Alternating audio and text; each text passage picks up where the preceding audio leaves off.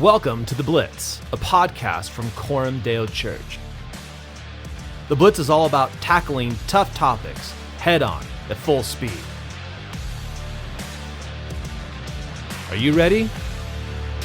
Well, good morning, good afternoon, good evening, good whatever time of the day it is you happen to be checking out this podcast. My name is John. I'm lead pastor of Coram Deo Church, and I'm going to be your host again today on The Blitz. Hope you guys are doing well. Not too much time between the last episode that we dropped for this podcast, and I am glad to say it is beautiful outside. The forecast for this weekend is like 90 degrees, which means like in the last 4 weeks we had snow one morning, and now it's going to be 90. That's awesome. But anyways, hope you guys are doing well. Today I'm going to talk about Rick Warren, Acts 29, and the egalitarian drift. All right, the egalitarian drift. Let me give you a little bit of background as to why we're talking about this. In recent months, actually, this is probably going back even further than that, Rick Warren had come under some heat regarding the ordination of women in his church, which is Saddleback Church. That is a huge, massively huge church. Rick Warren is a massively influential author and pastor and leader. He's the author of The Purpose-Driven Life, which sold umpteen billion copies on different planets. It was just incredible success. If you were at a church in the late 90s and early 2000s, chances are you were hearing sermons inspired by Purpose-Driven Life. You were in a small group that was doing curriculum, Purpose-Driven Life. It was just huge. And I say that because you need to understand that this is a guy who has a ton of influence. Okay, it's not some dude in this small country church that nobody's paying attention to. Some of those guys are actually really great. But this is a guy with a international platform. Right, so he was a member of the SBC, as the Southern Baptist Convention, which is, I guess, not technically a denomination. It is an association of matters, but it's functionally, for all intents and purposes, it's a denomination. And within that denomination, they're very clear about the roles of men and women in the church, specifically the role of pastor. And so in the SBC, as is the case in every conservative denomination, the PCA comes to mind off the top of my head, the office of elder is limited to biblically qualified men, or the role of pastor for the SBC is limited to biblically qualified men. The reason for the difference in language there is that in the Presbyterian system of church governance, they understand elders and pastors to be essentially the same. An elder is an overseer, and pastoring is a function of the overseers functioning in an official capacity in the church. And so there really isn't much distinction between an elder and a pastor. And I believe that is a accurate reading of Scripture. You see that in Acts 20. You see that in 1 Peter 5, 1 Timothy chapter 3. I think that's clearly the case. However, in Baptist ecclesiology and Baptist church governance, it's a little bit different, and it can be confusing because sometimes they have deacons, but deacons function as elders overseeing the church. So anyways, without getting into the weeds there, you have to be a biblically qualified male to serve as a pastor and to preach. Okay, so that was an upfront agreement within the SBC. Rick Warren is part of that organization. He has agreed to the Baptist faith and Baptist message. And so, in spite of that, he was ordaining women in his church as pastors. And this was on social media, and it was covered in the paper and whatever. And so there was a considerable amount of pushback in terms of what is the SBC going to do. And if you're following the SBC, you know there's a lot of issues that the SBC has been dealing with over the last couple of years, going from J.D. Greer and the CRT stuff and pronoun hospitality and Russell Moore and the letters that were conveniently released after he was out of his official role. And there's a ton of issues and accusations and Paige Patterson and the whole thing. So there's been a lot going on in the SBC.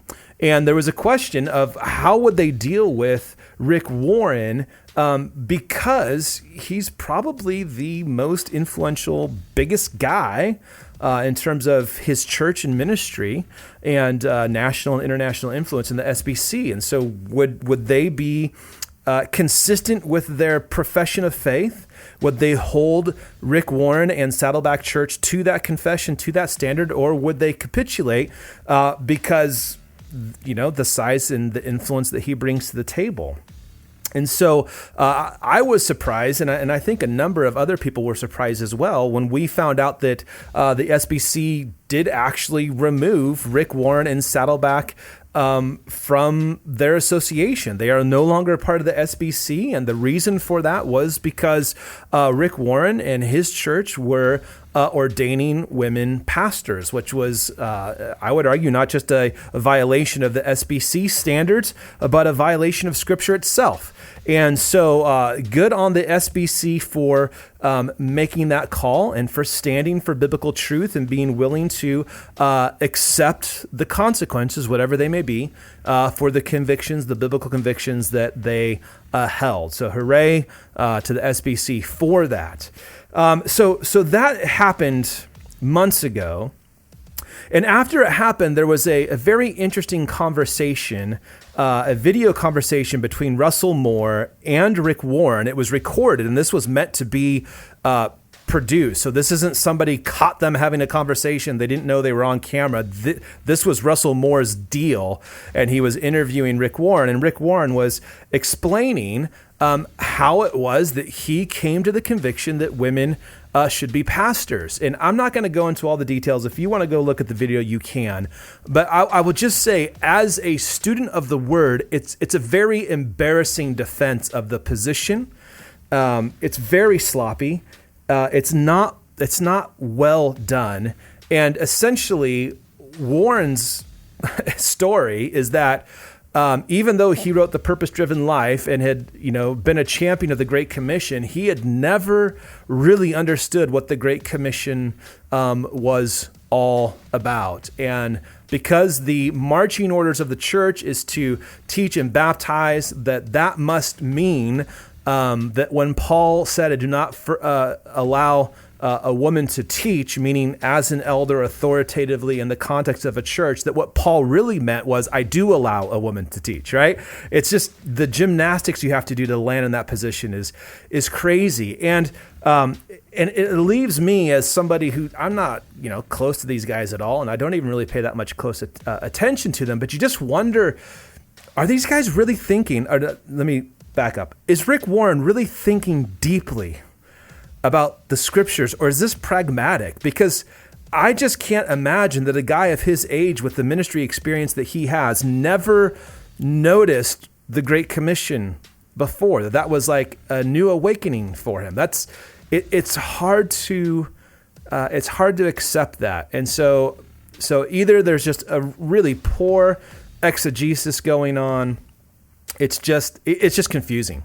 And as you're watching this interview, Russell Moore is just kind of bobbing his head and going along, and there's just no pushback to this. He's listening as if what Rick Warren is saying is making sense. And I'm not trying to attack Rick Warren's character, but I'll say his argument for his position is just ridiculous, and it's really, really poorly done. And so why I'm saying this is that there is this egalitarian drift. Complementarianism and egalitarianism are two different views of men and women and how they work together, particularly in the context of the church. So complementarianism believes that men and women, male and female, made in the image of God, have dignity, have honor, and that their value comes from being image bearers of God, that there is an equal value in that sense, but that God has made men and women for different roles, and these roles are partly expressed in biology, they're expressed in the context of marriage and the home, and there's also a distinction within the church, and that distinction would be that biblically qualified men may serve as elders and pastors, but women may not. And so men and women complement each other in the way that God has uniquely made them. That's, in a nutshell, the complementarian position. The egalitarian position basically says that men and women can do all the same things, and apart from biology, there really is no distinction in terms of roles for men and women. A man can be a pastor. A female can also be a pastor. Okay, so one of the things that is going on is an egalitarian drift, and what I mean by that is churches, organizations, leaders who had previously held to clearly complementarian convictions have drifted towards and into egalitarianism. Okay, and what that means in the context of a church is the ordination of women to the office of elder and the ordination of women to preach and teach in a church liturgical context and setting. That drift is happening. Rick Warren is not an exception to the rule. He's simply an example, a large-scale example of how that is happening almost universally, especially in North America. And this is a problem that liberal churches do not have because they're already egalitarian, right? They're affirming everything with a heart rate or heartbeat. But this is a unique problem for conservative churches that hold to the inerrancy and the infallibility of the scriptures, who believe that God has spoken without error and that word is authoritative for the church. So conservative churches, which have historically held to a complementarian understanding of the sexes, they are wholesale, widespread, are drifting towards egalitarian. So Rick Warren would be one instance of that. And another instance of that would be the Acts 29 network. Now, I've talked about my experience with Acts 29 in a previous podcast. We've written about our departure from the network. Right now, I am connected with guys in Acts 29 that I love, I respect. They are great men. They are great churches. I would gladly submit to their authority. I would gladly submit to membership in the context of their church. So what I'm saying now is not throwing all Acts 29 churches under the bus. Far from it. There are some great guys still fighting the fight. But I will address the leadership, and I will address what has been going on at the top. And what has been happening over the last couple of years is the same drift. It's the egalitarian drift. So I can document for you some of the markers along the way. There was a time in Acts 29 where Acts 29 was unapologetically complementarian. And so they believed that only biblically qualified men could serve as elders, that preaching and teaching was the primary responsibility of the elders, that God has ordained these men, this office, to fill the pulpit, to provide the preaching and the teaching for the church as it is gathered on the Lord's Day for worship. And that was not a controversial issue in Acts 29. That was something that the organization was out in front of. They were clear about it. They didn't feel like they needed to be embarrassed about it. And in fact, it was one of the defining markers of the network, right? They were reformed in their soteriology. They believed in a plurality of male elders. And that was the norm. In fact, there was I won't give his name, but a guy who was very high in Acts 29 recently said to me that you're just not going to find women in the pulpits at an Acts 29 church. That's something that's not acceptable. And though he said that, and though he may have genuinely believed that, that is no longer the case. There has been a continual drift towards egalitarianism. So in 2017, I think it was, there was a paper on the website that was, I believe, was written by Bruce Ware. And I don't know what you think about Bruce Ware. I believe it was Bruce Ware. But it was a position paper on complementarianism, and it was very well written, and it drew clear lines in in understanding that we're all made in the image of God and that God creates men and women for different roles. And we see that in the home, and that distinction is a blessing to the children and the members of the family. And that distinction is also worked out in the context of a local church through the elders and through the preaching and the pulpit ministry. And I think it was like a 3 or 5 page position paper, very kind, if I could say very winsome. It was just really a great paper. Well, I think it was about a year or so ago, year and a half ago, that paper was removed from the site.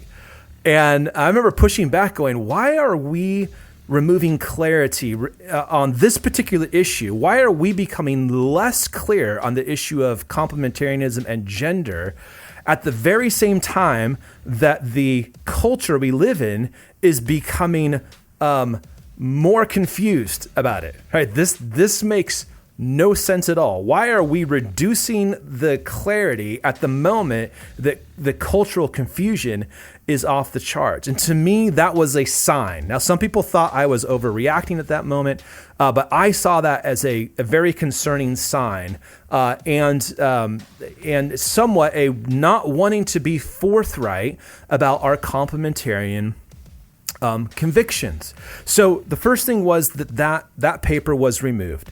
And then after that paper was removed, I think it was a couple of months after that, there was a town hall meeting, and that was all the lead pastors in North America. They may have split this up east and west. I don't totally remember.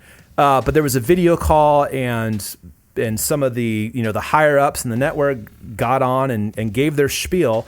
And one of the things that Tony Merida said, who I believe is in charge of theology, or at least was in charge of theology for the network, was that Acts 29 was not going to be policing churches for orthopraxy. Okay. And what that means is that as an organization, Acts 29 was going to be doing absolutely nothing to ensure that churches were actually conducting themselves in line with the covenant they made with Acts 29. Okay, so in the covenant, when you are renewing your membership for Acts 29, you are reaffirming your commitment to the gospel, your commitment to mission, and you're reaffirming some of those distinctions. One is which plurality of male eldership, complementarianism. Okay, so you're signing on a piece of paper, or so you're doing it digitally, that you affirm these things. But it was announced from Tony that they were no longer going to police orthopraxy, meaning there was going to be no concern giving to whether or not in your church you actually did the things that you covenanted with the network that you were going to do. Okay, so first there was the removal of the paper, the position paper that clarified the position.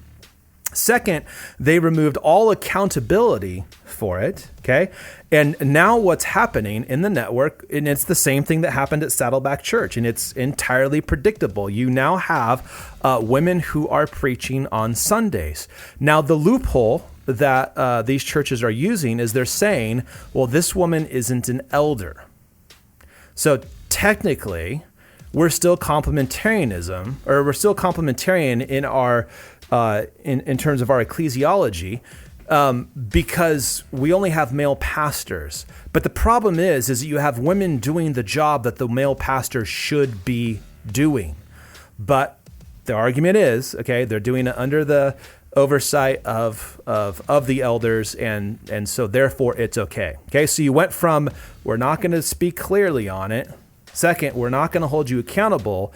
And now what predictably has happened is there are women in the pulpits in Acts 29 churches, and these are in some of the largest, most influential, successful churches in the network. That is the egalitarian drift, and we are seeing it everywhere. And the reason I'm using Acts 29 is, one, I used to be part of the network. I know the history.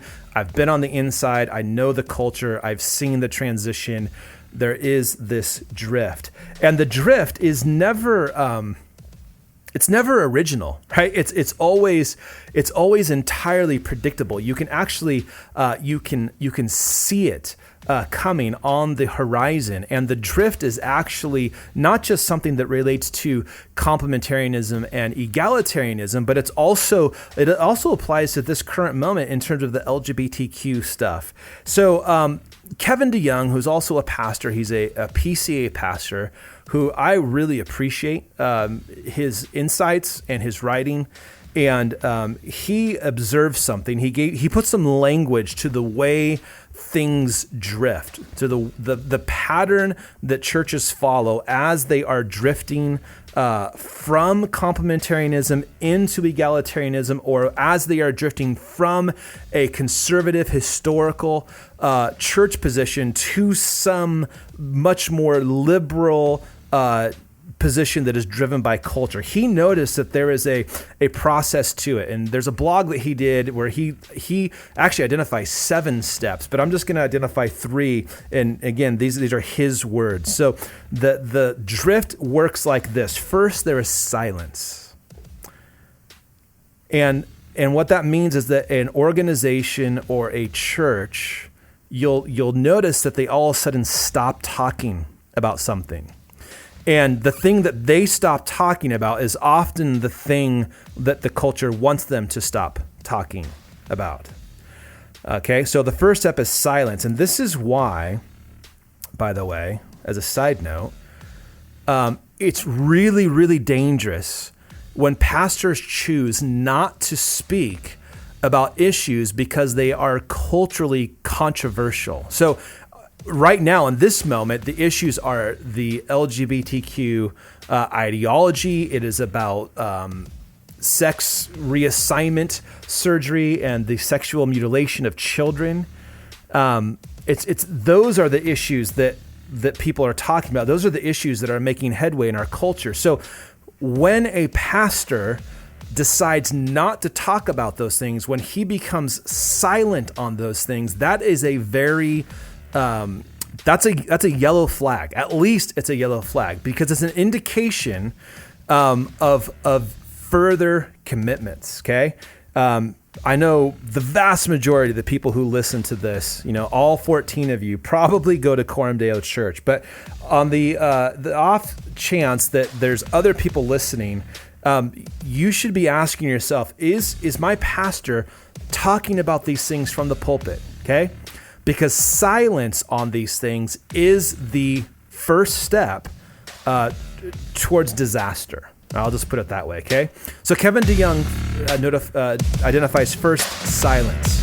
A church, a pastor, a ministry, an organization, a denomination will stop talking about an issue. They'll stop preaching against this particular sin or this particular worldview or whatever. So silence, that's the first one. The second step is complexification, okay?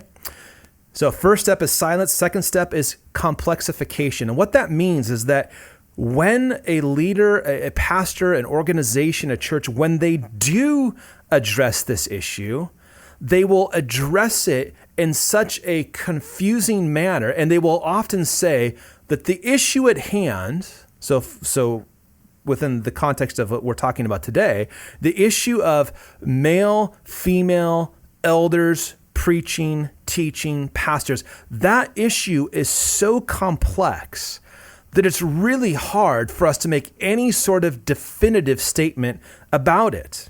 And often there are 2 things that people will appeal to in this, if they're in the stage of complexification. First of all, they will appeal to language. They'll say the Greek here that Paul is using is really, really confused. It's really, really hard to understand. There's so many different ways this could go.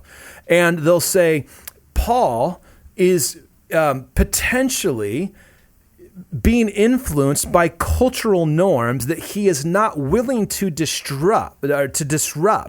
And so what Paul is instructing is a reflection of where the culture is at, not necessarily a reflection of what God intends or has revealed or has given to us in terms of a creation order. An interesting side note in 1 Timothy chapter 2, which is one of the texts that always comes up in this debate. Whenever somebody says Paul is is catering to the culture. You just have to look at the end of that chapter, and Paul makes it so clear that this is not about culture, it's about creation. He grounds his instructions in the objective fact that God made man first and then the woman. It was Adam that was formed and then Eve. And that's what forms Paul's understanding of complementarianism. But pastors, again, who are in the process of, or who have already compromised their complementarian conviction, first they'll be silence, then they'll say, oh, this is silence. Sorry, the first will be silence, and then it'll be, this is so complex. The language is so complex. The cultural context is so complex, right? And unless you're really a professional, right? Unless you're professionally trained in this discipline or in this discipline, you can't really know. Okay, so the pastors will talk as if this issue is really debatable and it's just too complex to understand. So we go from silence, don't talk about it, complexification, it's too hard for you to understand. And then the last step is, as DeYoung identifies it, is capitulation, which means we're no longer silent and we no longer think this is too complex to understand. We've just simply given in to the drift. We've just completely given in to egalitarianism, as Rick Warren did, as Saddleback did, as Acts 29, I think, is in the process of doing, right? They just capitulate. They just hand over. They stop holding to, articulating, teaching, defending an orthodox historical understanding of gender roles in the church, and they just give way to whatever the culture is demanding at that moment. And as you read some of other Kevin DeYoung's other stuff, if you do, you'll notice that, and you look at what's going on in terms of the landscape, the church landscape right now, you're going to notice these things, that there is silence on these matters, and then there's talk of how complex these things are. And when those two things happen, when those dominoes fall, the third domino is not long in coming. That domino of just capitulation, just giving over. So to wrap this stuff up, I think we need to be really careful and really wise in how it is that we respond and we navigate these issues. This is a massive issue in the church, and I really believe that churches that are silent today are on the road to capitulation. Unless there is a significant change of heart and a change of mind among the leadership and the elders, silence leads to capitulation. And this is one of the reasons that churches have to speak up. Churches have to teach and instruct on these matters in the same way that the Bible does. We are responsible to teach the Bible and to instruct people in the Bible. And so we cannot be silent where God has chosen to speak. If God is not silent, then we must not be silent either. All right, that's it for today. Thanks for hanging out. Hope this was informative and helpful to you, and hope that you are a part of a worshiping congregation that is not silent. Have a great day, and we'll talk to you next time. All right, take care.